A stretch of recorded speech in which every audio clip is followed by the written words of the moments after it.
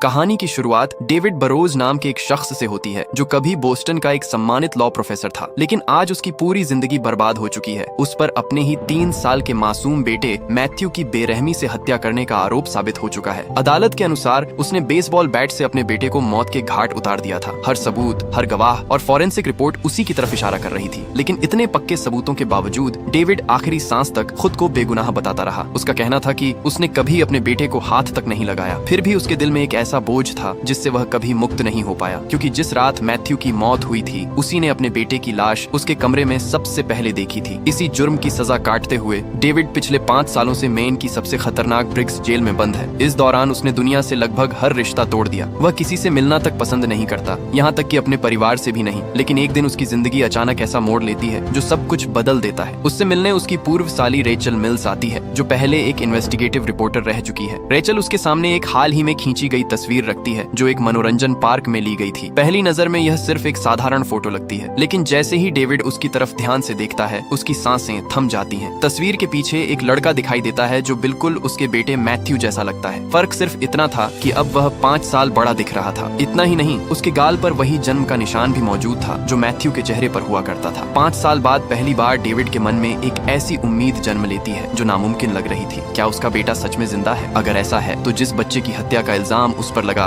वह आखिर था कौन? उसी पल डेविड एक फैसला कर लेता है कि चाहे कुछ भी हो जाए वह अपने बेटे को ढूंढ कर रहेगा और इस पूरे रहस्य से पर्दा उठाकर रहेगा। लेकिन इससे पहले कि रेचल उसे पूरी बात बता पाती, जेल का गार्ड वेसन अचानक वहां पहुंच जाता है और डेविड को जबरदस्ती वहां से ले जाता है। हैरानी की बात यह थी कि डेविड को ले जाते समय वेसन चुपके से किसी को यह खबर भी दे देता है कि रेचल उससे मिलने आई थी। ऐसा लग रहा था जैसे जेल के अंदर भी कोई हर गतिविधि पर नजर रखे हुए था। इसके बाद डेविड पूरी बात जेल के वार्डन फिलिप मैकेंजी को बताता है, जो उसके परिवार का पुराना दोस्त भी है। फोटो देखने के बाद फिलिप के मन में भी शक पैदा होने लगता है कि शायद डेविड सच बोल रहा है और मैथ्यू वाकई जिंदा हो सकता है। सच्चाई जानने के लिए वह डेविड के पिता लेनी बरोज से पुराने केस की पूरी फाइल मंगवाता है। लेनी खुद एक रिटायर्ड पुलिस ऑफिसर हैं। शुरुआत में उन्हें इस बात पर यकीन नहीं होता कि उनका पोता जिंदा हो सकता है, लेकिन फिर भी वह पूरी केस फाइल चोरी छिपे एक गार्ड के जरिए डेविड तक पहुंचा देते हैं। उधर दूसरी तरफ डेविड की पूर्व पत्नी शेरिल अब अपनी जिंदगी में आगे बढ़ चुकी थी। उसने दूसरी शादी कर ली थी और अब वह एक बेटी की माँ बनने वाली थी। रेचल उससे मिलने जाती है ताकि उसे फोटो के बारे में बता सके, लेकिन जब वह अपनी बहन को इतने सालों बाद पहली बार खुश देखती है तो उसके कदम रुक जाते हैं। वह सोचती है कि अगर यह खबर झूठ निकली तो उसकी बहन की जिंदगी एक बार फिर टूट जाएगी, इसीलिए वह फिलहाल यह राज अपने सीने में ही दबा कर रख लेती है। इसी बीच जेल के अंदर डेविड की जिंदगी अचानक खतरे में पड़ जाती है। समनर नाम का एक कैदी जानबूझकर उससे झगड़ा शुरू कर देता है और उसे मारने की कोशिश करता है, लेकिन अब डेविड के पास जीने की एक वजह थी, इसलिए वह पूरी ताकत से मुकाबला करता है और समनर को बुरी तरह पीट देता है। तभी वेसन और बाकी गार्ड्स वहां पहुंचकर लड़ाई रोक देते हैं, लेकिन इस पूरी घटना में डेविड एक बेहद डरावनी बात नोटिस करता है। उसे महसूस होता है कि वेसन ने जानबूझकर समनर को उस पर हमला करने दिया था, मानो दोनों पहले से मिले हुए हों और उनका मकसद सिर्फ एक था, डेविड को हमेशा के लिए खत्म करना। अब डेविड पुराने केस की हर फाइल को ध्यान से पढ़ना शुरू करता है। धीरे धीरे उसे जांच में कई बड़ी खामियां दिखाई देने लगती हैं। उसे यकीन हो जाता है कि उसके खिलाफ झूठी गवाही दी गई थी, इसलिए वह रेचल से एक महिला गवाह हिल्डा विंसलो का पता लगाने को कहता है, जिसने अदालत में उसके खिलाफ बयान दिया था। डेविड को पूरा विश्वास था कि जिसने मैथ्यू को गायब किया उसी ने हिल्डा को भी झूठ बोलने पर मजबूर किया था, लेकिन उसी रात हालात और भी खतरनाक हो जाते हैं। वेसन चुपके से डेविड को उसकी सेल से बाहर निकालकर जेल के एक सुनसान हिस्से में ले जाता है। वहाँ उसका इरादा साफ था, डेविड को हमेशा के लिए मौत के घाट उतार देना। लेकिन ऐन वक्त पर डेविड उसके हमले से बच निकलता है और जोर जोर से मदद के लिए चिल्लाते हुए भागने लगता है। भागते हुए वह वेसन से पूछता है कि आखिर वह उसे क्यों मारना चाहता है। तब वेसन ऐसी बात कह देता है जो पूरे मामले को और भी रहस्यमय बना देती है। वह कहता है कि उसके पास कोई और रास्ता नहीं है, क्योंकि डेविड ने उनका पैसा ले लिया था। लेकिन इससे पहले कि वह पूरी सच्चाई बता पाता, पीछे से एक दूसरा गार्ड आता है और डेविड के सिर पर जोरदार वार करके उसे बेहोश कर देता है। अगली सुबह जब डेविड की आंख खुलती है तब उसे एक बात पूरी तरह समझ आ जाती है, कोई बहुत ताकतवर इंसान हर कीमत पर उसे इस जेल के अंदर दफन रखना चाहता है, क्योंकि अगर वह बाहर निकल गया तो कई ऐसे राज सामने आ जाएंगे जो सालों से छिपाए गए हैं। कुछ देर बाद वार्डन फिलिप उससे मिलने आता है और एक बेहद अहम बात बताता है। वह कहता है कि डेविड पर जितने भी हमले हुए हैं उन सब की शुरुआत उसी दिन से हुई जब रेचल उसे वह रहस्यमयी तस्वीर दिखाकर गई थी। अब फिलिप को भी पूरा यकीन होने लगा था कि मैथ्यू सच में जिंदा है और जिसने सालों पहले उसका अपहरण किया था उसके पास इतनी ताकत और पैसा है कि वह जेल के गार्ड्स और कैदियों तक को खरीद सकता है, सिर्फ इसलिए ताकि डेविड कभी सच तक न पहुंच सके और अपने बेटे की तलाश शुरू ही न कर पाए। इसके बाद वार्डन फिलिप एक बेहद खतरनाक लेकिन शानदार प्लान तैयार करता है। इस मिशन में उसका साथ देता है उसका बेटा एडम मैकेंजी, जो बोस्टन पुलिस में एक सार्जेंट है और डेविड का सबसे अच्छा दोस्त भी। अब इन दोनों का सिर्फ एक ही मकसद था, किसी भी तरह डेविड को जेल से बाहर निकालना, ताकि वह अपने बेटे मैथ्यू को ढूंढ सके और इस पूरे षड्यंत्र का पर्दाफाश कर सके। योजना के मुताबिक एडम जानबूझकर ऐसा नाटक करता है जैसे डेविड ने उस पर हमला कर दिया हो। दूसरी तरफ फिलिप खुद को बंधक बनने का नाटक करता है, जिससे जेल की सिक्योरिटी को यकीन हो जाए कि डेविड जबरदस्ती भाग रहा है। उनकी यह चाल काम कर जाती है और देखते ही देखते वे लोग ब्रिग्स जेल की कड़ी सुरक्षा को चकमा देकर बाहर निकल जाते हैं। लेकिन आजादी का यह पल ज्यादा देर तक नहीं टिकता। कुछ ही मिनटों में पूरे राज्य की पुलिस को जेल से फरार होने की खबर मिल जाती है। देखते ही देखते डेविड की तलाश में बड़े स्तर पर सर्च ऑपरेशन शुरू हो जाता है। टीवी चैनलों से लेकर अखबारों तक हर जगह सिर्फ उसी की खबर चल रही थी। अब डेविड पूरे देश का सबसे वांटेड भगोड़ा बन चुका था। फिलिप की मदद से पुलिस को चकमा देते हुए डेविड आखिरकार एक शॉपिंग सेंटर पहुंचता है, जहां रेचल पहले से उसका इंतजार कर रही होती है। रास्ते में रेचल उसे अपनी जांच में मिले कुछ चौंकाने वाले सच बताती है। उसे पता चला है कि हिल्डा विंसलो, वही महिला जिसने अदालत में डेविड के खिलाफ गवाही दी थी, ट्रायल खत्म होते ही अपनी पहचान बदलकर न्यूयॉर्क चली गई थी। लेकिन इसके बाद रेचल एक ऐसी बात बताती है जो पूरे केस की नींव हिला देती है। जिस बच्चे की लाश को मैथ्यू मानकर दफनाया गया था, उसका चेहरा इतनी बुरी तरह खराब हो चुका था कि उसकी पहचान करना नामुमकिन था। उसकी पहचान सिर्फ डीएनए टेस्ट के आधार पर की गई थी और अब यही एक बात पूरे मामले को पहले से भी ज्यादा रहस्यमय बना देती है। उधर दूसरी तरफ FBI भी इस केस में कूद पड़ती है। इस ऑपरेशन की कमान सीनियर एजेंट मैक्स विलियम्स और उसकी बेटी एजेंट सारा ग्रीर संभालते हैं। जैसे जैसे वे जांच आगे बढ़ाते हैं, उन्हें शक होने लगता है कि डेविड के जेल से भागने में फिलिप और एडम मैकेंजी का हाथ हो सकता है। उनका शक तब और गहरा जाता है जब उन्हें पता चलता है कि बरोज और मैकेंजी परिवार कई दशकों से एक दूसरे के बेहद करीबी रहे हैं। इतना ही नहीं, पिछले 5 सालों में डेविड से मिलने आने वाली इकलौती इंसान उसकी पूर्व साली रेचल थी। जब FBI जेल की CCTV रिकॉर्डिंग निकलवाती है तो पता चलता है कि रेचल और डेविड की मुलाकात वाली फुटेज कुछ घंटे पहले ही सिस्टम से डिलीट कर दी गई थी। अब साफ था कि कोई बहुत ताकतवर व्यक्ति सबूत मिटाने में लगा हुआ है। इसी बीच FBI को गार्ड वेसन का पता मिलता है और वे उसकी तलाश में निकल पड़ते हैं। लेकिन डेविड उनसे पहले ही वेसन तक पहुंच चुका था। अपनी जान के डर से वेसन पहले ही अपनी पत्नी और बेटी को किसी सुरक्षित जगह भेज चुका था। वह जानता था कि जिन लोगों के लिए वह काम कर रहा था वे किसी को भी जिंदा नहीं छोड़ते। डेविड सीधे उससे सवाल करता है कि आखिर मैथ्यू के गायब होने के पीछे कौन है। वेसन बताता है कि उसे सिर्फ जेल के अंदर डेविड पर नजर रखने के पैसे मिलते थे। सब कुछ सामान्य चल रहा था, लेकिन जैसे ही रेचल वह फोटो लेकर आई, हालात पूरी तरह बदल गए। वह यह भी चेतावनी देता है कि इस पूरे खेल के पीछे बेहद ताकतवर लोग हैं जो अपने राज्य छिपाने के लिए किसी भी हद तक जा सकते हैं। डेविड उससे सच बोलने और अपने बेटे तक पहुंचने में मदद करने की गुहार लगाता है, लेकिन वेसन साफ इनकार कर देता है। उसका कहना था कि अब सिर्फ डेविड ही नहीं बल्कि उसका अपना परिवार भी इस खतरनाक जाल में फंस चुका है। तभी अचानक रेचल को घर के अंदर से गोली चलने की आवाज आती है। रेचल तुरंत दौड़ कर आती है और डेविड से बिना देर किए वहां से निकलने को कहती है। अगले ही पल FBI की एजेंट सारा अपनी टीम के साथ वहां पहुंच जाती है। दूसरी तरफ मैक्स को जेल के एक कैदी से पता चलता है कि जिस रात डेविड पर हमला हुआ था, उस रात वेसन ने उसकी सेल अपने निजी इमरजेंसी की से खोली थी। उसने कंट्रोल रूम से दरवाजा खुलवाने की बजाय खुद ताला खोला था। यह हरकत बेहद संदिग्ध थी और साफ इशारा कर रही थी कि वह कुछ छिपाना चाहता था। अब डेविड और रेचल जांच को आगे बढ़ाने के लिए न्यूयॉर्क जाने का फैसला करते हैं। रास्ते में डेविड एक और बड़ा खुलासा करता है। वह बताता है कि मरने से पहले वेसन उसे एक बर्नर फोन देकर गया था। उसी फोन से वह एक रहस्यमयी आदमी स्टेफानो के संपर्क में रहता था, जो उसे डेविड के बारे में आदेश देता था। कुछ देर बाद अचानक वही फोन बज उठता है। दूसरी तरफ खुद स्टेफानो होता है। वह मैथ्यू की मौत का मजाक उड़ाते हुए ऐसी बातें करता है जैसे उसे उस रात की पूरी सच्चाई पहले से पता हो। उसकी बातें सुनकर डेविड का यकीन और मजबूत हो जाता है कि उसके बेटे के गायब होने और उसे झूठे केस में फंसाने के पीछे एक बहुत बड़ा षड्यंत्र छिपा हुआ है। इधर FBI की एजेंट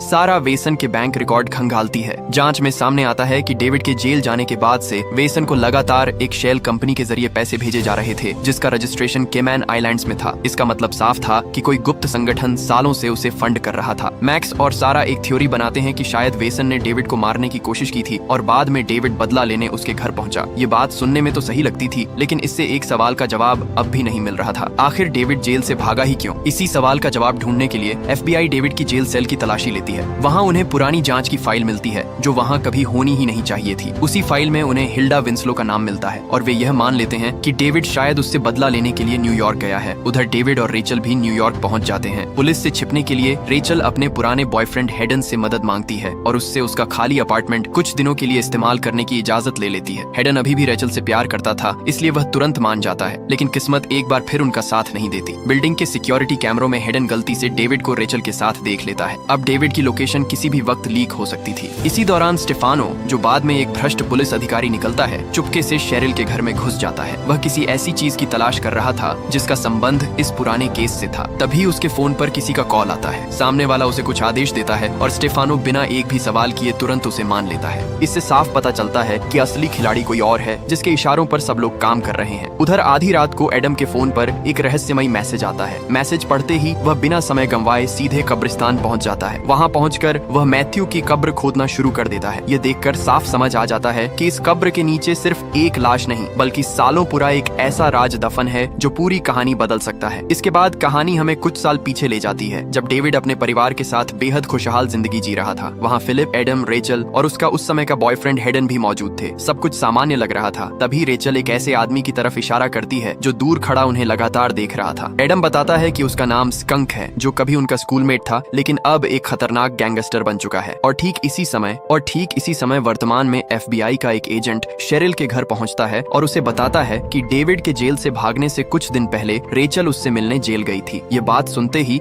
शेरिल के चेहरे का सुकून गायब हो जाता है, क्योंकि उसे एहसास होने लगता है कि शायद उसके बेटे की मौत की कहानी अभी खत्म नहीं हुई है। FBI का एजेंट शेरिल से कहता है कि अगर रेचल या डेविड उससे संपर्क करें या फिर उन्हें लेकर कोई भी जानकारी मिले तो वह तुरंत FBI को खबर दे। अब हर किसी की नजर सिर्फ डेविड पर थी। इसी बीच फिलिप डेविड के पिता लेनी और उसकी बहन सोफी से मिलने पहुंचता है। वहां वह उन्हें बताता है कि रेचल ने डेविड को एक ऐसी तस्वीर दिखाई है जिससे लगता है कि मैथ्यू अभी भी जिंदा है। इतना ही नहीं, उस तस्वीर को देखने के बाद से ही लगातार डेविड को मारने की कोशिश की जा रही है। फिलिप के मुताबिक इसका सिर्फ एक ही मतलब था। कोई बहुत ताकतवर इंसान हर हाल में चाहता है कि डेविड कभी अपने बेटे की सच्चाई तक न पहुंच पाए। इसके बाद फिलिप और लेनी सोफी के सामने एक ऐसा राज खोलते हैं जिसे उन्होंने 5 सालों तक छिपा कर रखा था। वे बताते हैं कि उन्होंने ही उस बेसबॉल बैट को जमीन में दफनाया था जिसे पुलिस ने हत्या का हथियार बताया था। उस समय दोनों को यकीन था कि डेविड अपनी नींद में आने वाले भयानक दौरे के दौरान गलती से मैथ्यू की मौत का कारण बन गया था, इसलिए उन्होंने बेटे को बचाने के लिए सबूत छिपा दिया। लेकिन जब अदालत में हिल्डा विंसलो ने यह गवाही दी कि उसने अपनी आंखों से डेविड को वहीं बेसबॉल बैट दफनाते हुए देखा था, तब फिलिप और लेनी भी हैरान रह गए थे, क्योंकि वे जानते थे कि यह बयान पूरी तरह झूठ था। दूसरी तरफ रेचल को उसके पुराने साथी जिम का फोन आता है। जिम बताता है कि उसे हिल्डा विंसलो की नई लोकेशन मिल गई है, लेकिन उसकी असली दिलचस्पी इस केस को दुनिया के सामने सनसनीखेज खबर बनाकर अपनी पहचान बनाने में थी। रेचल तुरंत मना कर देती है। उसके लिए खबर से ज्यादा जरूरी अपने भांजे की जान थी। इसके बाद रेचल अपनी बहन शेरिल को फोन करती है और पहली बार उसे सच बताती है कि वह इस समय डेविड के साथ है और उन्हें पूरा शक है कि मैथ्यू अभी भी जिंदा है। ये सुनते ही शेरिल की दुनिया एक बार फिर हिल जाती है। 5 सालों से जिस बेटे को वह मरा हुआ मान चुकी थी, उसके जिंदा होने की उम्मीद उसके अंदर फिर से जाग उठती है। उसकी आंखों से आंसू रुकने का नाम नहीं लेते, क्योंकि सच तो यह था कि उसने कभी अपने बेटे को दिल से भुलाया ही नहीं था। खुद को संभालने के लिए शेरिल वॉशरूम जाती है। वहीं उसकी मुलाकात एक रहस्यमयी महिला गर्ट्रूड से होती है, जो बड़ी शालीनता से अपना परिचय देती है। उस समय किसी को अंदाजा भी नहीं था कि यह मुलाकात आगे चलकर कितनी खतरनाक साबित होने वाली है। उधर पुलिस फिलिप और लेनी को बताती है कि पिछली रात किसी ने मैथ्यू की कब्र खोदकर वहां से उसकी लाश गायब कर दी है। यह सुनते ही फिलिप समझ जाता है कि ऐसा सिर्फ एक ही इंसान कर सकता था और वो था एडम। इधर FBI के मैक्स और सारा डेविड को पकड़ने के लिए नई योजना बनाते हैं। उन्हें यकीन था कि जैसे ही डेविड को हिल्डा की नई पहचान और पता मिलेगा, वह सीधे उसी के पास जाएगा। FBI धीरे धीरे उनके करीब पहुंच रही थी। ये समझते ही रेचल एक बड़ा फैसला लेती है। वह अपना फोन डेविड को दे देती है और जानबूझकर खुद पुलिस के हाथों गिरफ्तार हो जाती है, ताकि FBI का पूरा ध्यान उसी पर चला जाए और डेविड आराम से हिल्डा तक पहुंच सके। पूछताछ के दौरान रेचल शुरू में कुछ भी बताने से इनकार कर देती है, लेकिन जब मैक्स उसे फरार कैदी की मदद करने के आरोप में जेल भेजने की धमकी देता है, तब वह सिर्फ इतना स्वीकार करती है कि वह हिल्डा विंसलो की तलाश कर रही थी। लेकिन तभी मैक्स को एहसास हो जाता है कि रेचल जानबूझकर समय बर्बाद कर रही है ताकि डेविड उनसे पहले हिल्डा तक पहुंच जाए, और ठीक ऐसा ही होता है। रेचल की कुर्बानी की वजह से डेविड चुपचाप हिल्डा के अपार्टमेंट में पहुंच जाता है। अब बंदूक की नोक पर हिल्डा आखिरकार 5 साल पुराना सच उगल देती है। वह बताती है कि उसे स्कंक नाम के अपराधी ने झूठी गवाही देने पर मजबूर किया था। स्कंक बोस्टन के खतरनाक माफिया बॉस निक्की फिशर का सबसे भरोसेमंद आदमी था। उसने हिल्डा को धमकी दी थी कि अगर उसने अदालत में झूठ नहीं बोला तो उसके परिवार को मार दिया जाएगा। साथ ही उसने उसकी बेटी का जुए का कर्ज चुकाने का लालच भी दिया था। बदले में उसे सिर्फ इतना कहना था कि उसने डेविड को बेसबॉल बैट दफनाते हुए देखा था। सारी सच्चाई बताने के बाद हिल्डा डेविड को वहां से भागने में भी मदद करती है ताकि FBI उसे पकड़ न सके। लेकिन जैसे ही डेविड वहां से निकलता है, हिल्डा चुपके से स्कंक को फोन करके बता देती है कि डेविड उसके पास आया था और उसने सब कुछ कबूल कर लिया है। स्कंक उससे चुप रहने का आदेश देता है और कहता है कि वह खुद उससे मिलने आ रहा है। उधर FBI एजेंट सारा डेविड का पीछा करते करते इमारतों की छतों तक पहुंच जाती है। आखिरकार वह उसे चारों तरफ से घेर लेती है। ऐसा लगता लगता है कि अब डेविड का बचना नामुमकिन है, लेकिन तभी वह ऐसा कदम उठाता है जिसकी किसी ने कल्पना भी नहीं की थी। वह ऊंची इमारत की छत से छलांग लगा देता है और नीचे गुजर रहे एक ट्रक की छत पर जाकर गिरता है। ट्रक आगे बढ़ जाता है और डेविड एक बार फिर FBI की आंखों के सामने से गायब हो जाता है। इधर फिलिप और लेनी एडम से मैथ्यू की लाश के बारे में सवाल करते हैं। तब एडम बताता है कि उसने पिछली रात कब्र इसलिए खोदी थी ताकि नया DNA सैंपल लेकर डेविड की बेगुनाही साबित कर सके, लेकिन जब ताबूत खोला गया तो उसके अंदर कोई लाश थी ही नहीं। ऐसा लग रहा था जैसे कई साल पहले ही किसी ने लोहे की रॉड से ताबूत खोलकर शव चुरा लिया हो। यह सुनकर फिलिप, लेनी और एडम तीनों के पैरों तले जमीन खिसक जाती है। अब उन्हें यकीन हो जाता है कि यह सिर्फ एक गलत जांच नहीं थी, बल्कि कई सालों से रचा गया बहुत बड़ा षड्यंत्र था। इसके बाद तीनों शुरुआत से पूरे केस की दोबारा जांच करने का फैसला करते हैं। उधर शेरिल एक चैरिटी फंड रेजिंग कार्यक्रम में भाषण दे रही होती है। कार्यक्रम खत्म होने के बाद उसका नया पति रोनाल्ड उसकी मुलाकात उसी अमीर महिला गर्ट्रूड से करवाता है जो उनकी संस्था को बड़ी रकम दान देती है। बाहर से देखने पर गर्ट्रूड बेहद नेक और सम्मानित महिला लगती थी, लेकिन सच्चाई कुछ और ही थी। बाद में पता चलता है कि गर्ट्रूड भी स्टेफानो के साथ मिलकर उसी खतरनाक नेटवर्क का हिस्सा है जो सालों से डेविड का पीछा कर रहा है। स्टेफानो उसे बताता है कि रेचल के पास अभी भी वह तस्वीर मौजूद है जिसमें मैथ्यू जैसा दिखने वाला लड़का दिखाई देता है और इस समय रेचल FBI की हिरासत में है। इसके बाद कहानी अचानक एक समुद्र किनारे पहुंचती है। वहाँ एक छोटा लड़का खुशी खुशी खेल रहा होता है। तभी एक महिला उसे थियो कहकर आवाज लगाती है। लड़का तुरंत उसकी तरफ दौड़ पड़ता है, लेकिन यह कोई साधारण बच्चा नहीं बल्कि यही असली मैथ्यू बरोज है जो अब एक नई पहचान और नई जिंदगी जी रहा है। उधर डेविड किसी तरह बचकर फिर से हेडन के अपार्टमेंट में छिप जाता है।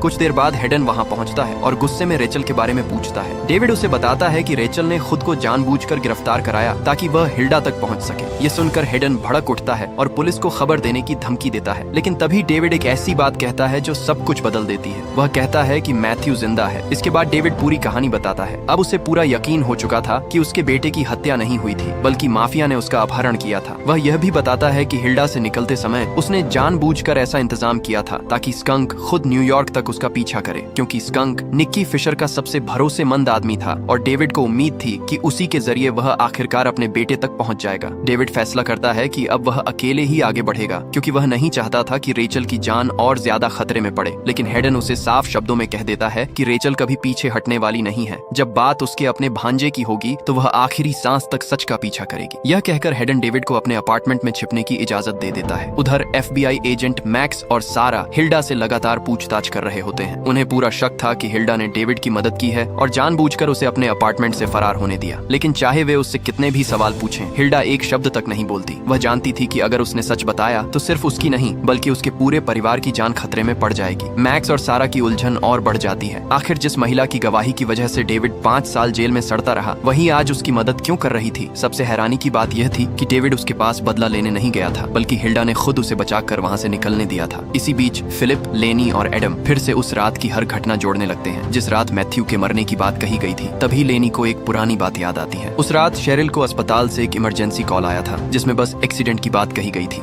लेकिन पूरी केस फाइल में कहीं भी उस बस हादसे का कोई रिकॉर्ड मौजूद नहीं था। एडम तुरंत जांच करवाता है और जो सच सामने आता है वह सबको हिला देता है। उस रात सिर्फ उस इलाके में ही नहीं बल्कि पूरे बोस्टन में कहीं भी कोई बस एक्सीडेंट हुआ ही नहीं था। यानी शेरिल को घर से बाहर बुलाने के लिए झूठ बोला गया था। सबसे चौंकाने वाली बात यह थी कि यह झूठ किसी और ने नहीं बल्कि रोनाल्ड ने बोला था, जो उस समय शेरिल का बॉस था और आज उसका पति बन चुका था। उसने नकली इमरजेंसी कॉल करके शेरिल को घर से दूर भेज दिया था, ठीक उसी रात जब मैथ्यू रहस्यमय तरीके से गायब हुआ था। यह बात पता चलते ही लेनी सीधे अस्पताल पहुंचकर रोनाल्ड का सामना करने जाता है, लेकिन वहाँ उसकी मुलाकात शेरिल से हो जाती है। लेनी उसे सारी सच्चाई बता देता है और रोनाल्ड के झूठ का भी खुलासा करता है। शुरुआत में शेरिल को इस बात पर बिल्कुल विश्वास नहीं होता। उसे लगता है कि लेनी उसके पति पर बेवजह शक कर रहा है, क्योंकि रोनाल्ड ने पहले ही उसे समझा दिया था कि बस हादसे के मरीजों को दूसरे अस्पताल भेज दिया गया था। उस समय यह बात बिल्कुल सामान्य लगी थी, लेकिन जैसे ही लेनी वहाँ से चला जाता है, शेरिल के मन में भी शक पैदा होने लगता है। वह तुरंत रोनाल्ड को फोन करती है, लेकिन वह उसकी एक भी कॉल का जवाब नहीं देता। उधर डेविड और हिल्डा पहले से तय की गई जगह पर मिलने की तैयारी करते हैं। हेडन खुद उसे वहाँ छोड़ने के लिए तैयार हो जाता है और एहतियात के तौर पर अपना पिस्टल भी उसे दे देता है। इसी दौरान सारा रेचल का सामान खंगालते हुए उसके बैग में रखी वही रहस्यमयी तस्वीर देखती है। उसे अजीब लगता है कि उस फोटो में न तो रेचल है, न उसका परिवार और न ही डेविड। वह रेचल से बार बार पूछती है कि आखिर इस तस्वीर का मतलब क्या है, लेकिन रेचल हर सवाल पर चुप रहती है। वह किसी भी कीमत पर डेविड की जांच को खतरे में नहीं डालना चाहती थी। कुछ समय बाद हेडन अपने प्रभाव और पैसों का इस्तेमाल करके रेचल की $10 लाख की जमानत भर देता है। अब रेचल फिर से आजाद थी और डेविड की मदद करने के लिए वापस लौट आती है। जैसा डेविड ने सोचा था वैसा ही होता है। स्कंक आखिरकार वॉशिंगटन स्क्वायर पार्क में हिल्डा से मिलने पहुंच जाता है, लेकिन इससे पहले कि दोनों बात कर पाते डेविड सामने आ जाता है और उसका रास्ता रोक लेता है। स्कंक बिना एक पल गंवाए हिल्डा को गोली मारकर हमेशा के लिए चुप करा देता है। इसके बाद डेविड और स्कंक के बीच जबरदस्त हाथापाई शुरू हो जाती है। लड़ाई के दौरान डेविड के हाथ से गलती से गोली चल जाती है, जबकि स्कंक वहां से भाग निकलता है। डेविड उसका पीछा करता है और कुछ दूर जाकर उसे घायल हालत में पकड़ लेता है। यही मौका था जिसका उसे इंतजार था। वह स्कंक को एक सुनसान इमारत में ले जाकर उससे अपने बेटे के बारे में सच्चाई उगलवाने की कोशिश करता है। दूसरी तरफ जब मैक्स और सारा मौके पर पहुंचते हैं तो उन्हें पता चलता है कि स्कंक ने हिल्डा की हत्या की और फिर खुद वहां से भाग गया। ये बात उन्हें भी अजीब लगती है, क्योंकि अगर स्कंक इतना निर्दयी था कि एक बुजुर्ग महिला को मार सकता है तो उसने डेविड को उसी समय क्यों नहीं मारा। सुनसान इमारत में डेविड स्कंक से बेरहमी से पूछताछ करता है। आखिरकार स्कंक एक ऐसा सुराग देता है जो पूरी कहानी की दिशा बदल देता है। वह मैथ्यू के अपहरण की असली वजह तो नहीं बताता, लेकिन इतना जरूर कहता है कि अगर सच जानना है तो अपने पिता लेनी से पूछो कि निक्की फिशर